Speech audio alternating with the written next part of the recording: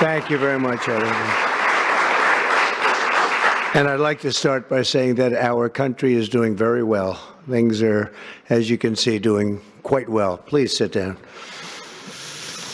Before we begin, I just want to announce that I signed a proclamation a few moments ago honoring the 250th anniversary of Patrick Henry's famous speech to the Second Virginia Convention, in which he declared very well-known, very famous words, "Give me liberty or give me death." Has anyone heard the phrase? I think most of you have.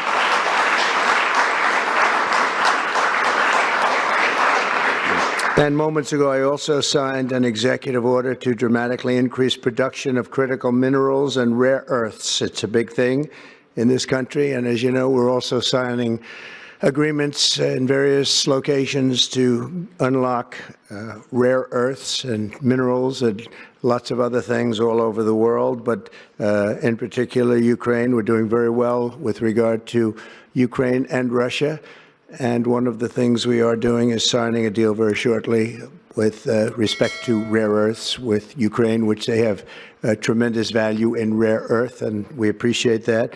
And we spoke yesterday with, as you know, President Putin and President Zelensky, and we would love to see that come to an end, and I think we're doing pretty well in that regard. So hopefully we can save thousands of people a week from dying. That's what it's all about. They're dying so unnecessarily, and I believe we'll get it done. We'll see what happens, but I believe we'll get it done. Today we take a very historic action that was 45 years in the making. In a few moments, I will sign an executive order to begin eliminating the Federal Department of Education once and for all.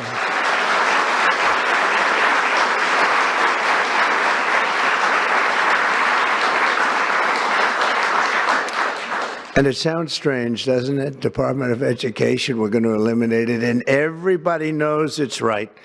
And the Democrats know it's right, and I hope they're going to be voting for it, because ultimately it may come before them, but everybody knows it's right, and we have to get our children educated. We're not doing well with the world of education in this country, and we haven't for a long time.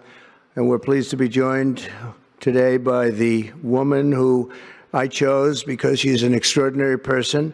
And hopefully she will be our last Secretary of Education, Linda McMahon. Linda, thank you. Thank you very much. That's another interesting statement. It's an interesting opening, right? But it's true, and people, it's been amazing how popular this has been. I tell people that this is what I'm doing today, and they say, oh, it's about time. Everybody says it. Republicans and Democrats have said it. They're all saying it. Also with us are some terrific people. Governors Greg Abbott. Greg, thank you very much. Governor Ron DeSantis, thank you very much, Ron.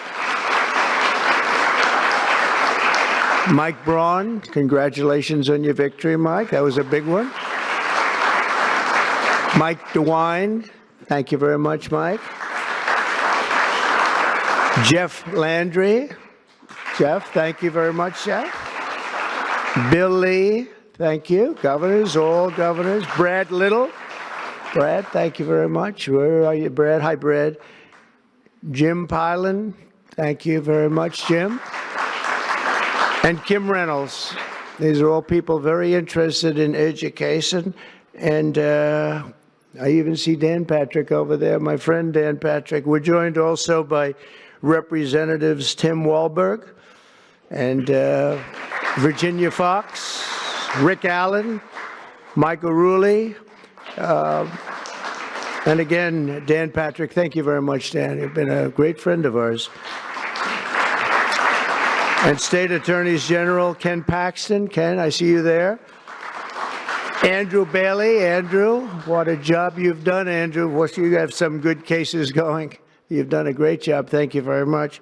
And co-founder of Moms for Liberty, Tiffany Justice. She's been a hard worker. Thank you. Thank you, Tiffany. When President Carter created the Federal Education Department in 1979, it was opposed by members of his own cabinet, as well as the American Federation of Teachers, the New York Times editorial board, and the famed Democrat Senator Daniel Patrick Moynihan. History has proven them right, absolutely right. After 45 years, the United States spends more money on education by far than any other country, and spends likewise by far more money per pupil than any country, and it's not even close. But yet we rank near the bottom of the list in terms of success. It's an amazing stat. Those are two stats you don't want. The most money spent per pupil, and you're at the bottom of the list. And that's where we are, like it or not. And we've been there for a long time. 70% of 8th graders are not proficient in either reading or in math. 70%. 40% of 4th graders lack even basic reading skills, can't read. Students in our public elementary and middle schools score worse in reading today than when the department opened, by a lot. In Baltimore, 40% of the high schools have 0 students who can do basic mathematics. Not even the very simplest of mathematics. I said, give me your definition of basic, and they're talking about like adding a few numbers together. Despite these breathtaking failures, the department's discretionary budget has exploded by 600% in a very short period of time, and it employs bureaucrats in buildings all over Washington, D.C. And as a former real estate person, I will tell you, I ride through the streets of Washington and it says Department of Education, Department of Education. I said, how do you fill those buildings? It's crazy what's happened over the years. I'm pleased to report that after offering these federal employees 2 generous buyout options, and they were very generous, and they're good people, but they were very generous. My administration has initiated a reduction in force, and we're already cutting numbers that were really surprising to a lot, that we were able to do it so successfully. And we've cut the number of bureaucrats in half. 50% have taken office, which is great.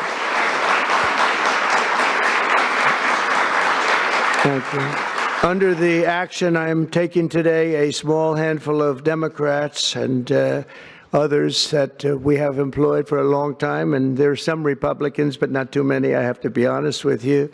But the department's useful functions, and such as, and they're in charge of them, Pell Grants, Title I funding, resources for children with disabilities and special needs will be preserved, fully preserved. They're all going to be so. If you look at the Pell Grants, it's supposed to be a very good program. Title I funding and resources for children with special disabilities and special needs, they're going to be preserved in full and redistributed to various other agencies and departments that will take very good care of them. And that's very important to Linda, I know, and it's very important to all of us. But beyond these core necessities, my administration will take all lawful steps to shut down the department. We're going to shut it down, and shut it down as quickly as possible. It's doing us no good. We want to return our students to the states, where just some of the governors here are so happy about this. They want education to come back to them, to come back to the states, and they're going to do a phenomenal job. You know, if you look, Denmark, Norway, Sweden, I have to tell you, I give them a lot of credit. China's top 10. And so we can't now say that bigness is making it impossible to educate, because China is very big. But you have countries that do a very good job in education. And I really believe, like some of the governors here today, from states that run very, very well, including a big state like Texas, but states that run very well are going to have education that will be as good as Norway, Denmark, Sweden, and those top, Finland, those top countries that do so well with education. I think they'll do every bit as well. And what do you think about that, Governor? Do you agree? I think so. Ron, do you agree? I think so. Florida? Iowa? That's right. I really believe that. They'll be as good as any of them. And then you'll have some laggards, and we'll work with them. And we can all tell you who the laggards will be right now, probably, but let's not get into that. But we'll work with them, and we're going to make them, they'll do a job. I think they'll do a job, and they'll go to sections of the state. For instance, New York, you'll have a Manhattan, and you'll have a Suffolk County, and you'll have Nassau County, and you'll have Westchester County. You'll do 4 or 5 or 6 of them. You have upstate New York, and those counties, I think, are going to do very well. And I think ultimately Manhattan should do very well. But we'll break it down into sections, and I think it'll be really, really good. And they're going to be probably the tougher ones, but I think they have a chance to do really well. But we're going to be returning education very simply back to the states where it belongs, and this is a very popular thing to do, but much more importantly, it's a common sense thing to do, and it's going to work. Absolutely, it's going to work. And I can tell you from dealing with the governors and others in the state, they want it so badly. They want to take their children back and really teach their children individually. Probably the cost will be half, and the education will be maybe many, many times better. So we look forward to this. I want to just make one little personal statement. Teachers, to me, are among the most important people in this country, and we're going to take care of our teachers. And I don't care if they're in the union or not in the union. That doesn't matter.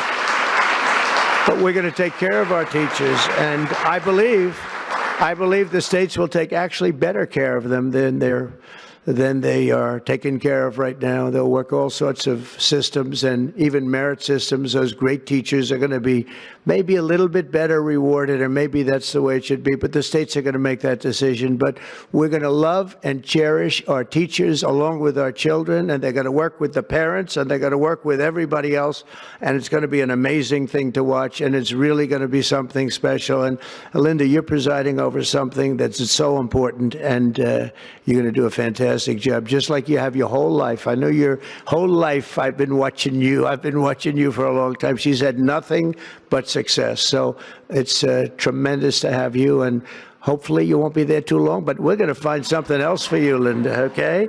So this will conclude what we are talking about with respect to our most cherished group of people, and that's our children. We want to have our children well educated. We want them to love going to school. We have examples of it. Look at those beautiful, bright-eyed faces. They are so smart. They're so smart. And with that, I'm going to come down, and we're going to sign a very important document, and we're going to be on our way. People have wanted to do this for many, many years, for many, many decades. And I don't know, no president ever got around to doing it, but I'm getting around to doing it. So thank you very much.